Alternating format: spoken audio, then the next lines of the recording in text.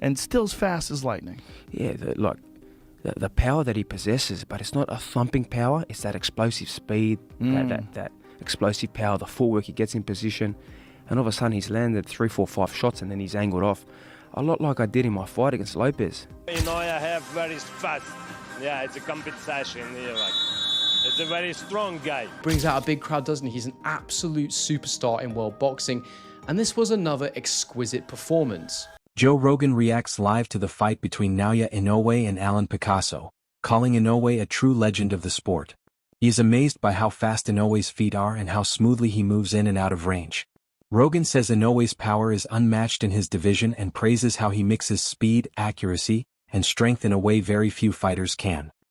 That's amazing. And I was so excited. Yeah, he's a legend of the sport. He is a legend, and he's such an unusual guy. You know what's crazy about him is his calves. Yeah, when you look massive. At that, they're giant. When Alexander Usyk is asked about Naoya Inoue's fight with Alan Picasso, he shows a lot of respect. He pauses, smiles, and praises Inoue's speed and calm control in the ring. Usyk says, "I like Na," and points out how fast Inoue moves and reacts. He adds that Inoue is very strong even though he fights in lighter weight classes. Usyk explains that Inoue's power, speed, and balance make him dangerous at all times, showing how top fighters quickly see his greatness. Look who's here, the unified heavyweight champion of the world, Alexander Usyk. Alexander, you're watching another pound-for-pound fight in Inoue. Have you been impressed with his performance so far? Yeah, I like this is show. Nagatani fight great with Mexican guy Inoue. I happy. What do you think Inoue needs to do to get the stoppage? I not think about this. I just watch fight. Maybe Inoue next fight going up. Maybe, I don't know. I think it's normal. Okay. Because, Inoue have very fast. Yeah, it's a competition. It's a very strong guy. The boxing world was excited after Naoya Inoue's strong win over Alan Picasso. Social media filled with highlights and reactions, showing Inoue's non-stop pressure and full control of the fight.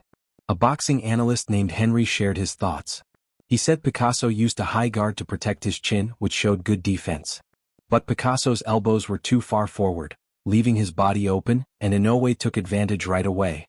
Inoue's fast lead hand and sharp timing helped him land hard body shots while staying unpredictable. The power difference was clear, as Inoue's punches were much stronger than Picasso's. Henry said Inoue's accuracy, defense, and control made him dominant the whole fight and showed why he is one of boxing's most dangerous fighters.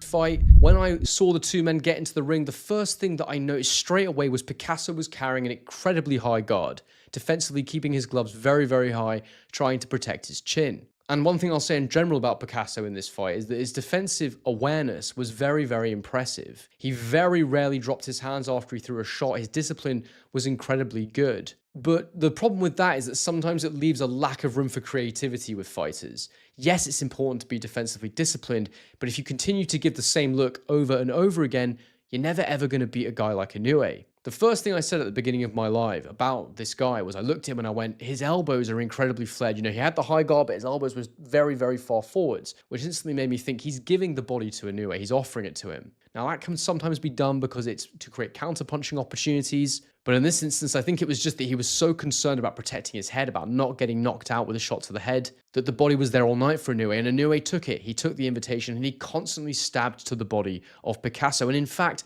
I'd say that this fight kind of was a story of the body shots in many ways. Picasso, like Inoue, had most of his success to the body. The left hook in particular was a money shot for Picasso. But the difference between these two men was so obvious to see when they were standing in the pocket and they were exchanging left hooks in particular to the body. The impact of Inoue's shots was totally different from Picasso's. It was like Picasso had cushions, pillows inside his gloves, and Inoue had a bloody egg weight. It was damaging, it was vicious, and Picasso simply couldn't hang in the pocket for long periods of time with Inoue. I mentioned the lead hand of Inoue there to the body, but the lead hand of Inoue in general in this fight was incredible to see. I mean, the sharpness, the speed on it, the different levels that he throws it from. It's unbelievably unpredictable and difficult to read as a shot, and it allows him to control fights. One thing that I've noticed about Inoue, having watched him for a little while now, and something I think he definitely does on purpose, is he lowers himself to the level of what's in front of him at times, because he wants you to open up so he can counter you and land large shots on you, ones that you don't see coming, so that he can knock you out. He's good enough to be able to do that and keep himself safe at the same time. What was testament to this was Inoue's movement is exquisite, it's exceptional. There were moments when he was using that jab that I just mentioned, dancing around the ring, using that lateral movement, popping the head of Picasso regularly, easily landing on him with that jab. I mean, Picasso was forced to keep a high guard at all times because the power of Inoue is so good that even when he's in motion, he will hurt you. But the testament to this idea that Inoue will lower himself to what's in front of him is that there was moments where Inoue was just standing on the ropes. Mike Tyson praises Naoya Inoue's amazing skill and calls him a monster. Tyson says Inoue is faster, stronger, and more accurate than many champions he has seen. He even says Inoue is better than Manny Pacquiao in his prime. Tyson points to Inoue's power, footwork, and ring smarts as the best in his division. His words show the deep respect a boxing legend has for a star who is dominating the sport. Hey, look up this young fighter called the Monster. You ever hear Monster? No. Japanese fighter called Monster. This is a monster. Crazy dude. The mean son of a... Oh yeah, you gotta see this bad motherfucker. Don't look like much. He's better than Manny Pacquiao. Manny Pacquiao was good like that. Just as good. He looks like a fucking pop star.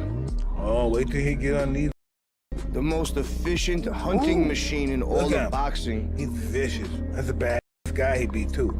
Broke him down. Ooh. 118? Yeah, who the hell fights in that division? Bantamweights. Yeah, but who? Some bad motherfuckers. Yeah, some killers. Paulie Malignaggi talked about what could come next for Naoya Inoue after his fight with Alan Picasso. He said Inoue's control of the fight was clear, but future opponents like Nakatani will need to respect his power even more. Malignaggi noted that Inoue went the full 12 rounds with Picasso, and a long fight against someone like Nakatani would be exciting, showing Inoue's stamina and consistency. He also mentioned that Inoue may have held back his right hand a little, possibly because of a small issue, though nothing was confirmed. Even so, Inoue stayed in control and won easily. Malignaggi said Inoue's speed, power, and ring smarts make him a tough challenge and one of boxing's most dangerous and unpredictable champions.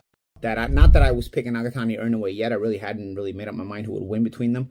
I thought it was a good fight anyway. I don't think it's an easy fight to pick, but I do think that I do think that it's a completely different style. You're going to see Inoue fight with Nakatani than you did Hernandez today. You know, I thought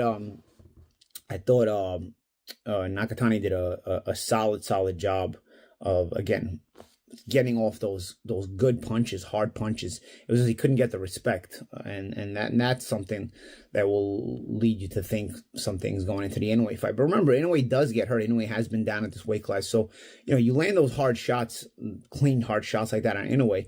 I think he's gonna have to respect that power of Nakatani more so than Hernandez did today. Now, Naoya Inoue took on David Picasso in another surprising result in that this one also went the distance. Can you imagine Nakatani and Inoue both going the distance? Would have been crazy odds if you're a gambler. But Inoue won the fight going away. I don't know. He didn't get asked the question in the post-fight interview, but to me it seemed like Inoue's right hand may have been bothering him. Again, just assuming here because we didn't get any confirmation. It's not like the post-fight interview or the broadcast ever actually brought out something that was obvious, which was that Inoue was actually not throwing his right hand many times when he could have. Was going left hand heavy. Even when he had Picasso up against the ropes a lot of times, he didn't throw the right hand or barely throw a right hand. So I'm not quite sure that, just my assumption, but I'm not quite sure that anyway he had not at least heard or tweaked his right hand in this fight. And that might be why David Picasso was able to go the distance. But also Picasso did some crafty, clever things, made himself a moving target even when he was standing still. A lot of up and down rotational movement, hip and up and down change of level movement when he was stuck up against the ropes and when he was in front of Inoue. So Inoue couldn't get to him too clean. When he got stuck against the ropes, also he made himself a small target by staying low. He would change the level by going up and then back down. Just things that weren't giving Inoue any threat to lose the fight, but they were giving Inoue problems as far as tracking him down and getting to him cleanly. Inoue was going to the body very, very well. I thought Picasso took some really tremendous body shots, and you got to credit him for taking those well. The Ring magazine posted on X that Naoya Inoue landed almost twice as many punches as Alan Picasso after 6 rounds, with a total of 170-85 punches. According to CompuBox, this mid-fight statistic clearly shows Inoue's dominance. The numbers highlight how he controls the fight with non-stop pressure, accuracy, and high punch volume, leaving Picasso struggling to keep up as the rounds go on. Analyst Liam Goff called Naoya Inoue one of the most dangerous boxers in the world today. He pointed out that for the first time in Inoue's career, he has fought back-to-back 12-round fights, showing incredible stamina and consistency at the highest level. Goff also emphasized how strong Inoue is on offense, combining speed, precision, and power, which makes him very hard for any opponent to challenge. In the fight against Alan Picasso, Inoue faced a confident and determined opponent. Still, Inoue's skill, strategy, and control dominated the match from start to finish. Goff also praised the overall presentation of the fight in Saudi Arabia, noting the unique atmosphere, the traditional music during breaks, and how it felt fresh compared to typical Western boxing shows. He concluded that both Inoue's performance and the event setup reflect the high standards of modern boxing, cementing Inoue's reputation as a truly elite fighter. And he's gone back-to-back 12 rounds, as in 12-round decisions. Apparently that's never, and judging by how formidable he is offensively and how good he is, you know, it's easy to see why, if that is in fact the case. This fight right here, Alan Picasso came in confident, and you could see it in his approach to the ring. Inoue stoic, and I did like it was different. You know the way like when you're going to the minute rest and they normally just play whatever. They were playing like kind of samurai music, like Japanese, and I quite liked it. It was quite nice actually. And you're listening to that and you're thinking, actually, I'd rather listen to this than listen to, you know, some of the crap that they play, you know, on most shows in the UK and US during the 1 minute rests. I quite enjoyed it. The whole show as a whole, I enjoy it. I liked the setting. It was actually I really enjoyed it actually. I have to say I really did. It's a really good show. More of them, please. I really like the Asian kind of team in Saudi Arabia. But this fight itself, right? So first round starts, Inoue tends to, he can be a quick starter at times. And we've seen that. We certainly have in first rounds and stuff like that, you know. But not a crazy amount of first round stoppages. If I think off the top of my head, he stopped, I can't remember the guy's name, in a round. I remember that was in the World Boxing Super Series a couple of years ago, many years ago now. But he's not really one for going out there and just blasting you out in a round. He might hurt, he might drop you in the first round, but he normally carries you at least into like the second or third round at least. And he was not really doing much in the first round, Naoya Inoue. But straight off the bat, you could see that Picasso, he did the high guard, and kept the high guard. He tried to punch with Inoue, which is something that you can actually do. It's very risky because Inoue will also punch with you, and Inoue's hand speed, foot speed is phenomenal. Naoya Inoue is now the undisputed super bantamweight champion, holding all 4 major belts: WBA, WBC, IBF, and WBO. In 2025, he had an amazing year, fighting 4 times and winning every fight while keeping his titles. He first knocked out Yi-Jun Kim, then beat Ramon Cardenas by TKO. After that, he won a clear decision over Murodjan Akhmadaliyev and later dominated Alan Picasso for another strong victory. These wins show Inoue's speed, power, and skill, keeping him at the top of his division and ending the year as one of boxing's best pound-for-pound fighters. So Naoya Inoue dominates Alan Picasso, wins every single round, and he defends his undisputed super bantamweight title 4 times in 2025. And this is just a very sharp clinic from Inoue. You know, using that jab really well to maintain distance, set up his combinations. He's landing that thudding left hook to the body, doing some really good body work. He's landing right hooks up top, 3-4 punch combinations. And Picasso, he didn't really have much of an answer. You know, occasionally he'd land a jab with a straight right hand, but for the most part, Inoue is just running through him. And Inoue has a great argument to end the year as the new pound-for-pound #1. You know, now that Crawford retired, it's either him or Usyk, but Usyk is no longer undisputed, only had 1 fight this year, whereas Inoue, he had 4 undisputed fights, and he's steamrolling the competition. And with this win, and Nakatani also winning, it seems like we're going to get Naoya Inoue versus Junta Nakatani next, May 3rd in the Tokyo Dome. You know, this fight is already agreed, and Inoue said the Japanese fans can expect a big spectacle. And Nakatani, he didn't have the best performance today, you know, got pushed to a big test, whereas Inoue, he looked very dominant.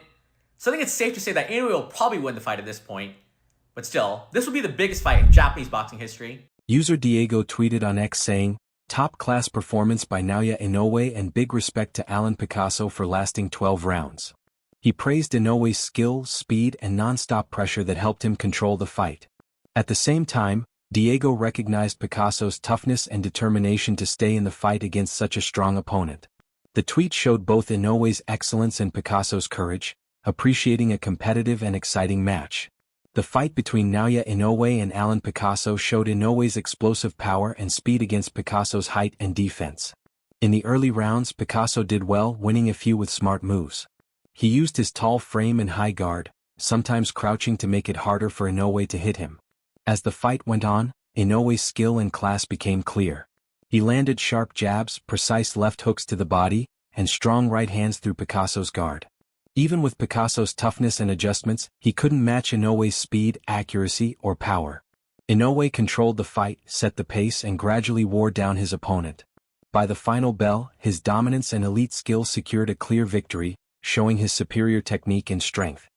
I was shitting on this fight because it wasn't a competitive fight, and I knew that. You know, Picasso is not on that level. Picasso does not have the punching power to really trouble Inoue.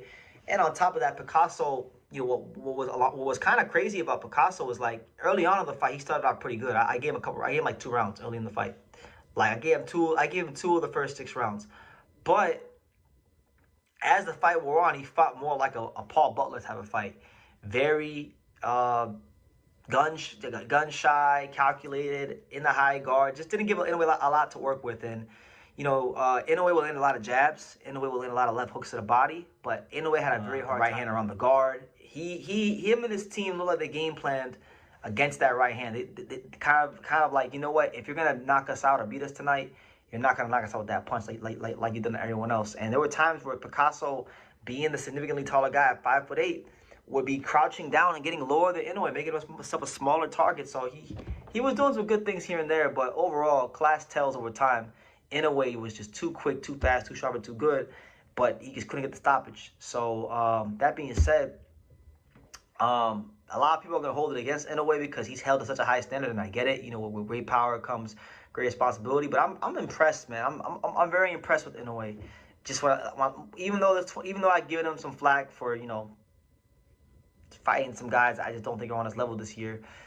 You know, to fight 4 times in a calendar year, you know, and defend the undisputed title 4 times in a calendar year, that's unprecedented. And he's the first fighter since Larry Holmes to successfully defend the ring belt 4 times in a calendar year. This is the first time it's happened since 1983. So he saw history, and he outclassed a young... Many people praise Naoya Inoue's speed and power, especially for his weight class, but some experts wonder how he will do at higher weights. Inoue dominates smaller fighters with fast combinations and strong body shots, like he did against Alan Picasso. But against bigger fighters who can take his punches, his power might not work as well. At higher weights, like 130 pounds, he could face stronger hits and find it harder to stay dominant. His skill and athleticism are great, but it's unclear how his style will work against bigger, harder-hitting opponents. A lot of power for them low-weight classes, but when he gets in there with guys that can absorb his punch, like Picasso was absorbing his punches, he was hitting them in the body, combinations, teeing off on him. Inoue is athletic, he's explosive, but his power translates to those little guys. As he moves up in weight, going to 130, not happening. If he goes up to 130 pounds, he's going to lose. He can't deal with those punches. He can't deal. First of all, we've seen him on the canvas multiple times. Second of all, his power is not going to translate with those guys. They're going to absorb his punches. Now, what he does have going for him is his hand speed. He's still got that hand speed, and maybe that hand speed will translate. Maybe it'll slow him down. But it just showed me that he's going to always be a great fighter for those low weight classes. He's a super bantamweight champion. But 130 pounds, nah. And he might have trouble with Nakatani. Nakatani is going to absorb his punches, but Nakatani is going to be a way better puncher than David Picasso was tonight. And yeah, I think Inoue could be in trouble with him. I still think that he's just so fast, so explosive, so quick, and has a high ring IQ that he still beats Nakatani. But it's going to be a tough fight. It's going to be a tough fight. That's all for today's video.